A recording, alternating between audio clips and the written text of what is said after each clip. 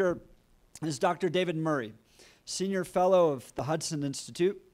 Dr. Murray, where he co-directs the Center for Substance Abuse Policy Research, while serving previous posts as the Chief Scientist and Associate Deputy Director, Supply Reduction. Thanks. Future governor candidate right there.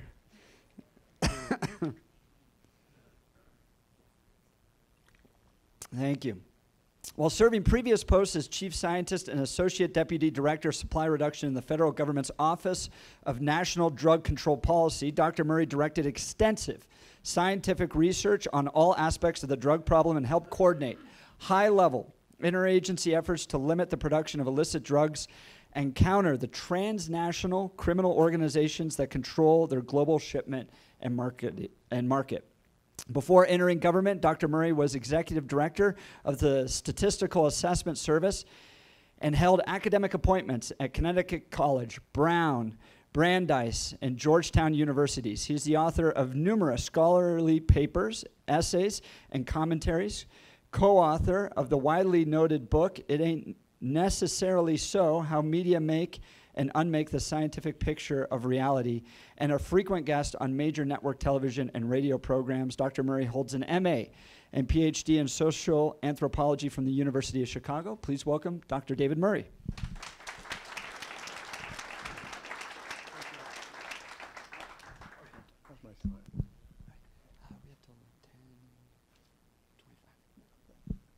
Do I have a pointer with this? What is a pointer? That's my advance. Thank you. Just a second. Yeah, I thought I did, or something like that. Good, thank you. We can just roll forward to the first slide. Yeah, I'm David Murray. Thank you for having me. It's a pleasure to be here. It's an honor to be amongst these people and several old friends, indeed. Thanks so much to Kevin for arousing motivation for us to face what must be done here. I'm controlling the slides. Is this the issue? All right, we've got Sam. Can we get back to mine, perhaps? Is someone running this, or should I just keep going forward or go back? All right, we started with mine, and all right. These are Kevin's, I think. All right.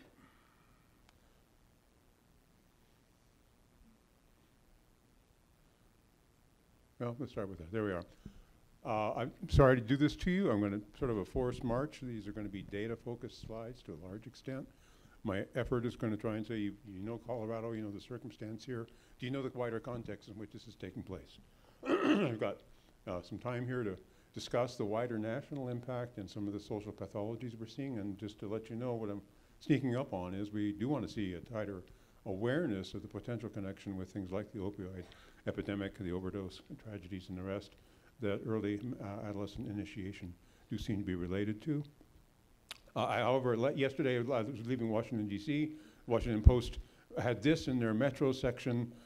Colorado affects everybody, and marijuana legalization here. You are the first, but you're by no means the last. U.S. Postal Service manager was sentenced yesterday to more than 8 years in prison for converting postal workers in Washington, D.C. into a virtual marijuana distribution network. Using West Coast drugs that were shipped to him, he was the postal manager, and he converted an entire team of postal delivery people for multiple pounds of marijuana being shipped to him from California.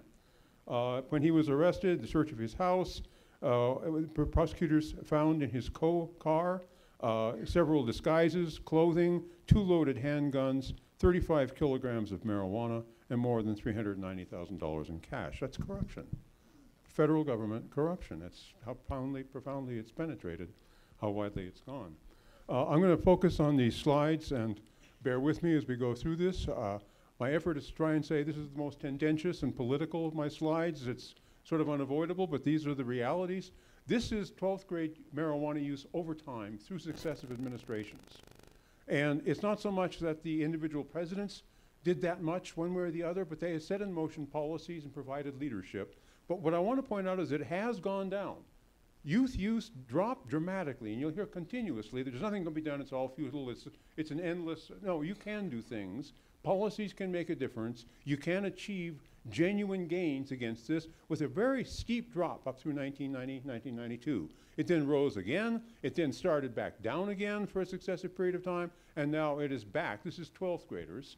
I suspect that we are not fully aware as to what exactly is happening in this area and here. We're told it's somewhat down amongst youth. I'm not convinced that that's completely true. Nonetheless, what has the marijuana epidemic done for us? First of all, I think we have to fault ourselves. You in Colorado was the first, the other states as well. We in Washington as well, we failed. We failed at the very first step, which is prevention. And the biggest step you could have made for prevention was not at the individual household level, it was not letting this thing happen legally by voting it in, by enabling an industry to so commandeer the resources and it's insulating itself, and it's now spreading dramatically as a social contagion that is enormous. There are so many states that have now legalized, and this is a failure of prevention. We are left with treatment and remediation as our only efforts, or efforts to constrain supply. And I've already argued here in Colorado before the necessity of trying to constrain the availability and supply. That's because we lost the very first battle and are seeing now the tidal wave, the tsunami of impact of our having lost that battle.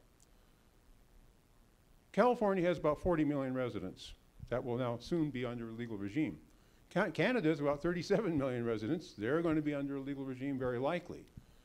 The flooding impact of this is magnifying the consequences of what were just a few states, what the practice in federalism, well, nonsense.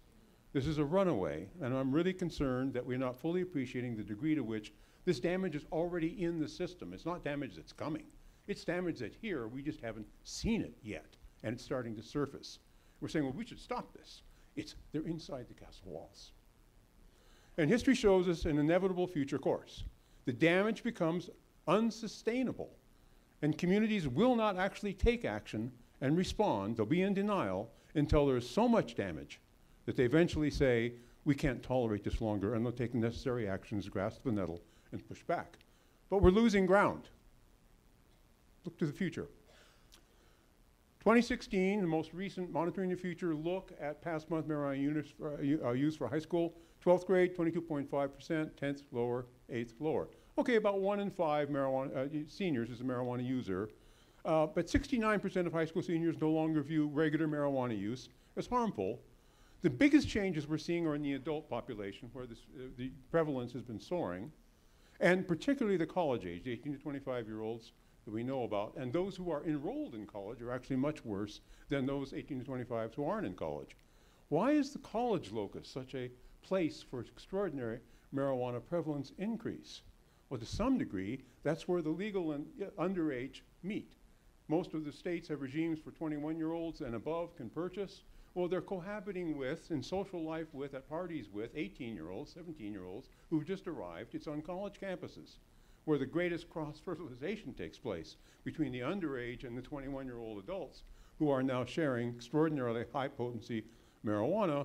Marijuana use, some NPF tells us, amongst college students is at its highest level in 30 years. 40%. 2 out of every 5 are routine, regular consumers of high-potency marijuana, and this is in 2016. That's retrospective. It's worse now, and it's worsening every year. When California debated legalization, the RAND Corporation estimated the impact would produce a 58% increase in consumption. That means both prevalence and the frequency and quantity of use by those who are already consuming. Where did we go? Back in 2008, there were 25 million past year users of marijuana nationwide. By 2015, it was 35 million past year users. We wrote about this a couple of years ago saying, can we project to see where we're going to go? 44% increase in 7 years in the number of past year marijuana users in the nation.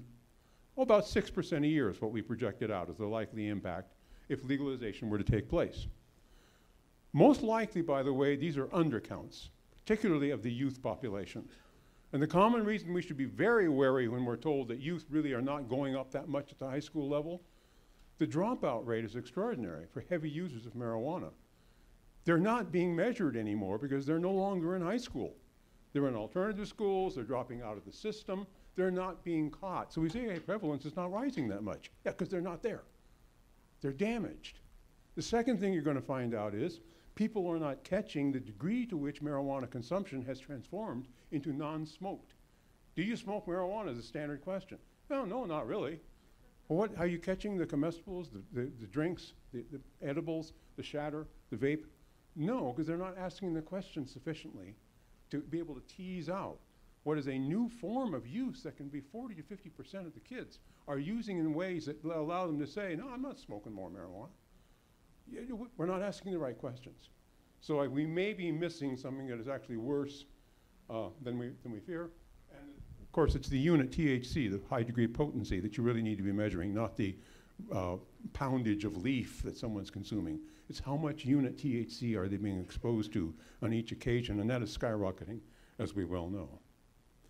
Now, this is back from a year, 2 years ago in terms of when the data were gathered and then finally processed. This is the 2015 look at drug use in America from the National Household Survey.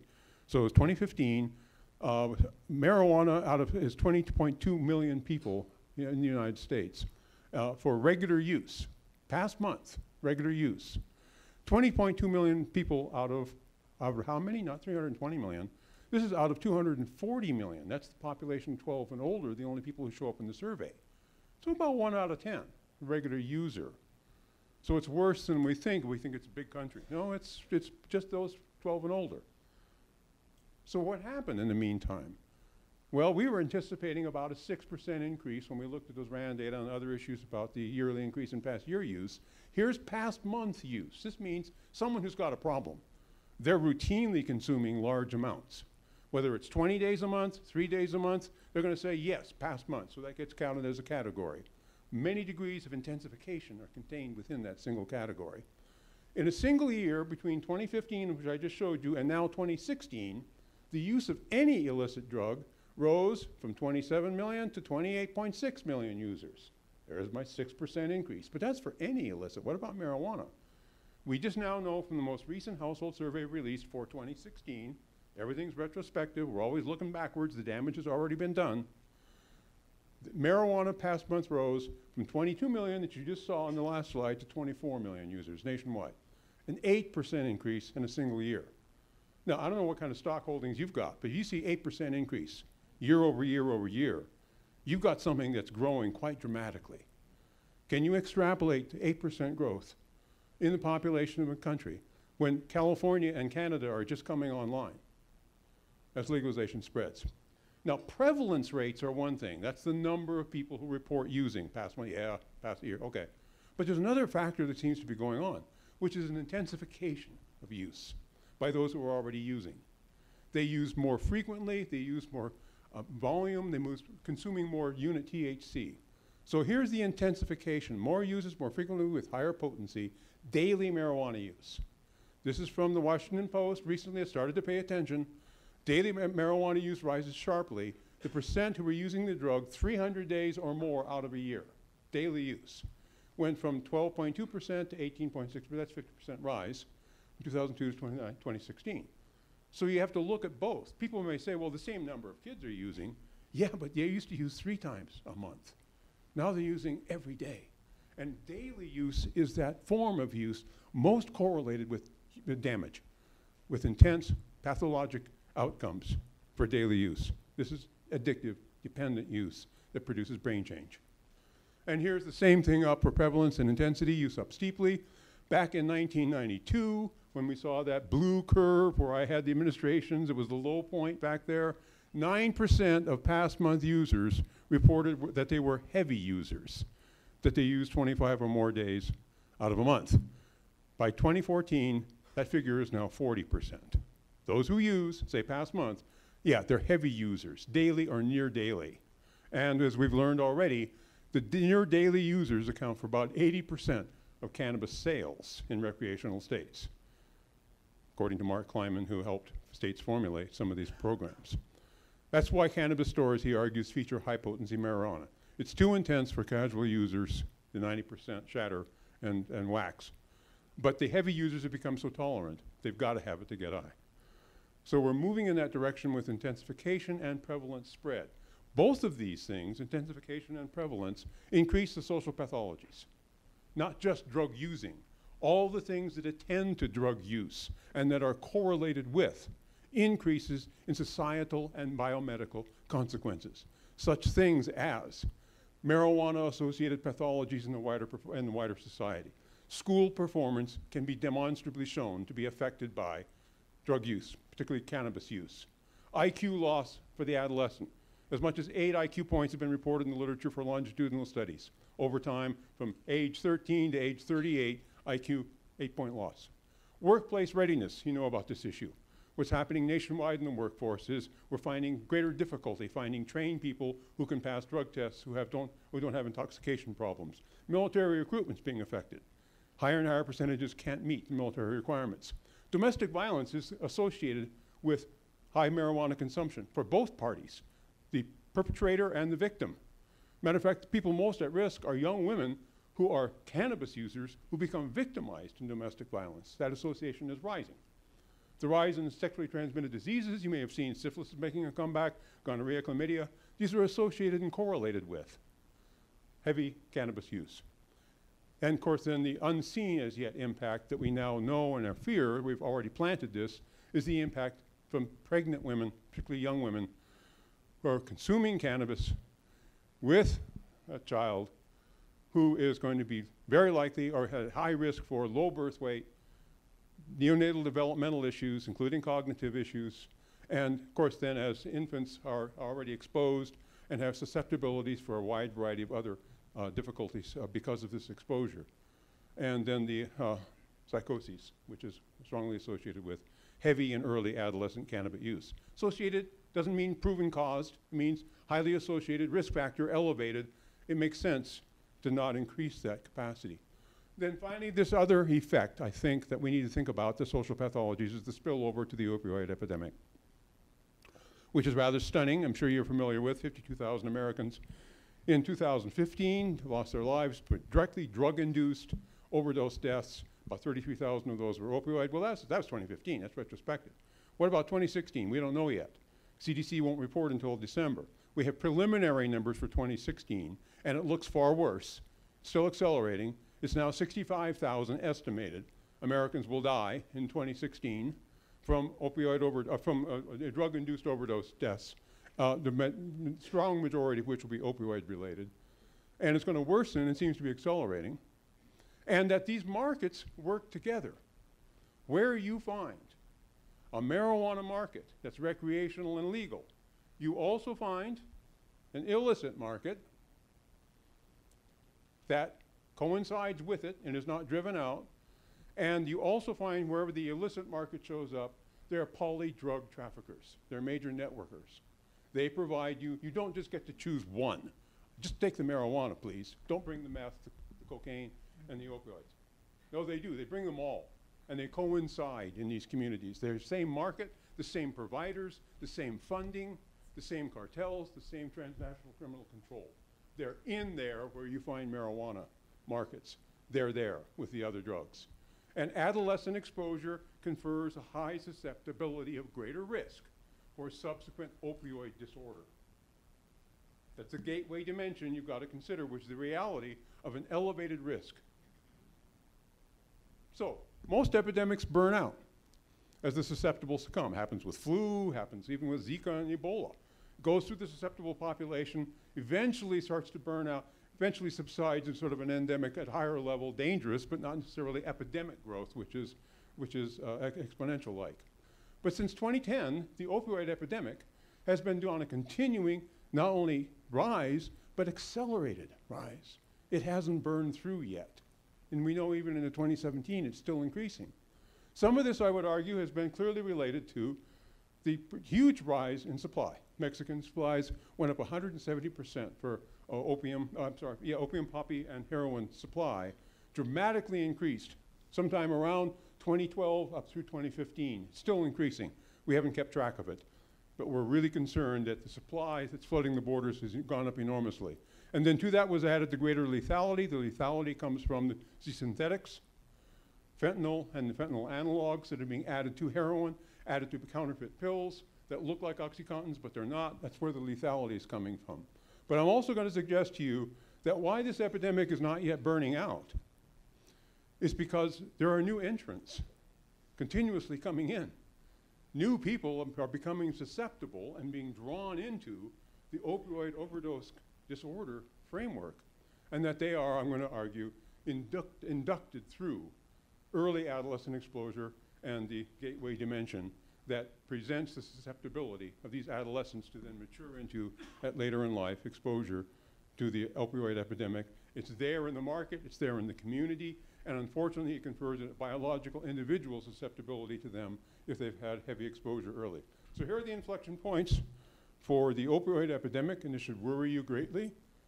This is 2010, September of 2010. This is a long rise. This is the monthly rate of heroin poisoning mortalities.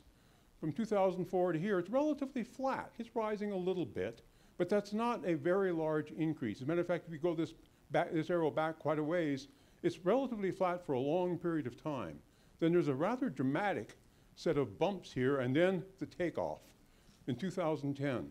What are the social factors in play in 2010 in a new administration that lead to this steady acceleration? This is only up through 2014, by the way. This curve is far worse now, much, much higher than it was for heroin. And here we can see the standard narrative about how this happened. Well, you have to understand there was OxyContin, there was the opioid pharmaceuticals, and that somehow or other people crossed over when they couldn't get their opioids. They then switched from medical practice to heroin. That's not a sufficient answer for what's happening here. Matter of fact, it's not even a particularly sound answer in terms of what's actually going on with the data. It's one contributing factor, it's a relatively small factor. Something else is happening in the acceptability and use of illicit drugs and the markets that bring these illicit drugs and traffic them. Somewhere around 2010, the effect starts to be felt. The standard opioid narrative is partial and insufficient. The crossover from medical use, misuse of pharmaceuticals to the heroin fentanyl market is probably not going to account for very much. The opioid inflection is prior to the constraints we saw, the crackdowns on pharmaceuticals. Since 2002, the number of pharmaceutical prescriptions have started to decline. 2012, sorry. The decline has been somewhat small, but down. It's not been increasing. And yet, we've seen the reformulation of drugs like OxyContin. What seems to have followed from that is that people began to be polydrug users. They simply moved over to Opana or dilaudid hydromorphones or oxymorphones and added them to their use potential. They didn't simply give up OxyContin and suddenly start heroin. Because what happens out here is if you look at abusers who are at risk for overdose death, they are polydrug users. The additive model is the most consequential way of thinking about this rather than the crossover. They simply add polydrug opportunism to their already given repertoire of drug consumption. Adolescent initiation of polydrug use confers increased risk for subsequent opioid use. This is a Colorado slide, by the way. I'll skip through these, you sort of know this, but opioid overdose deaths, meaning pharmaceuticals, actually kind of declined a little bit in 2016 or 2015, but heroin overdose deaths increased 23% in 2016. This is what I mean by the polydrug market. You can't invite just one. I'm taking my time, yeah. This is an FBI most wanted poster, just to let you know the kind of people who are running the drugs at us at a continuing rate. But look at the features for which he's wanted. 5 kilograms or more of cocaine, 50 grams or more of methamphetamine, 1 kilogram or more of heroin, 1,000 kilograms or more of marijuana, including use of firearms. This is the market that shows up with marijuana and then induces through that. The marijuana market is much bigger, 25, 35 million, than is the market for heroin, but they coincide when they get to your town. All right, this is a little bit out of date. It's 2015 data. I tried to load 2016 data from the New York Times, the provisionals I mentioned. Their interactive graph was difficult, but I at least pointed out to you. This is the lethality of various opioids contributing and other drugs contributing to the drug overdose deaths. And the top one here, the red, that's all pharmaceuticals, the OxyContins and the Vicodins and so forth, which is relatively quickly overtaken. And there's our year, 2010. The green line here is, just heroin. And then look what heroin does. It intersects in 2015, the same number of deaths nationwide from all pharmaceuticals that are opioids and from heroin alone, about 13,000 apiece at this point. What's interesting is this is a high risk applied to a small population, heroin, 1 to 2.5 million users, but very high risk of lethality, the drug use, compared to a low risk for a large population. Got 85 million US participants in pharmaceutical opioid use, of whom 13,000 die. Well, the rates are so different because a large population to which a relatively low risk applies produces this sort of effect. And likewise with marijuana, I'm going to argue, a huge population of users in the many millions is going to produce impact even if the individual rate of a crossover from cannabis to opioid is relatively small. The risk may be relatively small in each individual case, but the prevalent societal burden of this is so large because of the size of the population. And then, by the way, this orangey yellow line here that's going here, this is fentanyl and the synthetics that are added to heroin that are now marketed themselves directly. This is 2015. The New York Times article would have shown you that since this date, this line, this orange line, has now gone up somewhere about here. It has surpassed heroin, surpassed all the others. The pharmaceuticals are going down. Heroin's rising, heroin plus fentanyl, 540% in 3 years is the increase in overdose deaths attributed to fentanyl. It's completely out of control. Highly, highly dangerous, lethal. We got 200 pounds of it recently seized in urban centers. This is enough to kill 30 million Americans. It's an extraordinary lethal drug. It's being manufactured in Mexico and in China and shipped in to the United States, where it's being put into counterfeit pills and bedding. All right, lethality is a function of the population. There's the 85 million. I'm showing the relative risk hasn't changed for the pharmaceuticals. It's about the same amount deaths per kilogram as it was back in the 1990s as it is now. But what's changed is the lethality of the illicit drugs. And it is the illicit drugs that are now driving the opioid epidemic, not pharmaceutical practice. And we're just repeating what we've already seen. There's the fentanyl deaths, 540% in 3 years. Okay, this is condensed, a little difficult, but I just want to summarize this. This is Bob DuPont's recent article, soon to come out. Opioid overdose deaths he looked at. He realized they almost always involve the use of other addictive drugs, as we've heard. 95% of the opioid overdose deaths average about 2 to 4 other drugs are found on board, with a maximum of 11 in addition to the opioids. So these are polydrug users who get into serious trouble. And what we're doing, he argues, is ignoring the significant role of adolescent initiation to drug use in the opioid overdose epidemic at older ages. Only about 4% of people who use prescription opioids non-medically will initiate heroin within 5 years from their first prescription use. Of 4,500 individuals treated for opioid addiction, whose first exposure was through a doctor from their physician, a prescription from their physician, 95% here report prior or coincident use of other psychoactive drugs. Alcohol was used by 92%, 93%, marijuana use by 87%. So they're being preconditioned. The idea here is early polydrug use often sets the stage for later transition from medical to addictive use. I've said it 3 or 4 times. It's something that we really need to confront and explore more thoroughly, is the degree to which this is a feeder for the other pathologies we're seeing. Kevin referenced a recent study just came out in the American Journal of Psychiatry. Here it is. Cannabis use as a risk factor for opioid use disorder, American Journal of Psychiatry. And what they did is this survey called NASARC, the National Epidemiologic Survey on Alcohol-Related Conditions. And it does wave 1, wave 2. It's longitudinal. It follows people through time. And it did wave 1 in 2001, 2003, did wave 2, 2004, 2005. And it compares what's happening to people. So if someone initiated cannabis use at wave 1, we go back a few years later, and what are they doing now? Are they still using cannabis? Is their disorder worsened? Are they using other drugs? So it's a good example of how you can longitudinally see what happens to people with various initiations. And here's their conclusion. Cannabis use at wave 1 was associated with increased incident non-medical prescription of opioid use and opioid use disorder. Now, the actual odds ratio were between 5.78 and 7.90. They made statistical adjustments for potential confounders and got it down to about 2 to 3 times greater risk. I think the unadjusted numbers are also pretty interesting here.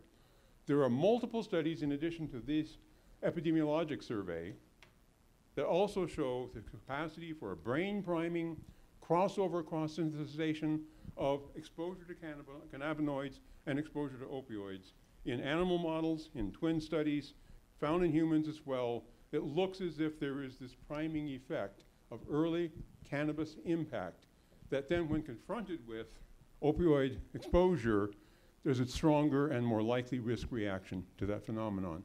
That validation of a gateway hypothesis argument cannot be ignored. This, by the way, is troubling, not only because of the data that they show, but look when they ended. Ends in 2005. That was the last, almost done here, so you'll be happy to know. Well, unfortunately, I got myself into all the way through. 2005 was the last year for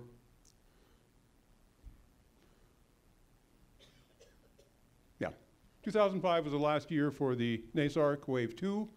2005 is a time when the opioid epidemic was still just rising and is far worse now, and the potency of cannabis and the degree of intensification of exposure were relatively lower than they are today. Very likely, these findings will be worse at the next wave when you go forward into 12 years later to see what the impact of high-potency cannabis use at intense levels and the increasing lethality of the synthetic drugs that have been added to heroin in terms of the susceptibility and correlation between this disorder, one disorder and the other. So just finally to sort of summarize, we published a lot of this at Hudson. We got citations there. I can address you to our website where we did do a marijuana threat assessment a little while ago. We go through the gateway hypothesis and the relative degree of statements about it, just to summarize a couple of things about at least the plausibility that what we're seeing is a correlation between these two epidemics. People addicted to marijuana are 3 times more likely to be addicted to heroin. Daily marijuana use was associated with significant increase in the expected odds of opiate, cocaine, stimulant, hallucinogen, inhalant, and tobacco use. Rates of other drug use disorders and common psychiatric conditions were highly correlated with the extent of cannabis involvement. Early marijuana use by itself, even after control for other covariates, comorbidity, socioeconomic status, increases significantly the use of other illicit drugs. Now that's just a culling of representative findings of the last year or so of the potential risk of early marijuana exposure for its susceptibility to subsequent reaction to exposure to subsequent other epidemics. This should deeply trouble us because this has already happened. All we're seeing is an intensification and a growth of this. It's in the cards already. This is an experiment we've already run, and we're just now manifesting the consequences of this. It's very troubling, and it's hard to know how you ever get the political resources and the mobilization and the willpower to do the things that are necessary until the damage becomes so overwhelming to our institutions, to corruption, to medical institutions, to school performance, to our youth, to families, to violence issues, to the takeover of transnational criminal organizations running their own self-insulating and protective violence and coercion and monetary capacity to shape the future. This is a contest. I'm just saying we're losing ground. I got, what, 3 or 4 minutes for questions if you want. Let it be at that. Anybody got the willingness? Or, sorry to drive you through this so hard, but that's sort of what we look at when we look at the national picture. Take a question. Probably got room time for one question. One question. Any question? Yes, ma'am. Here, I'll give this to you. Is this whole program going to be available online so our grandkids can watch it? Yes. This whole program will be available online, including the breakout sessions. We're going to record those and put those online as well. Great. Well, let's give Dr. Murray a round of applause. Thank you so much. That was fantastic.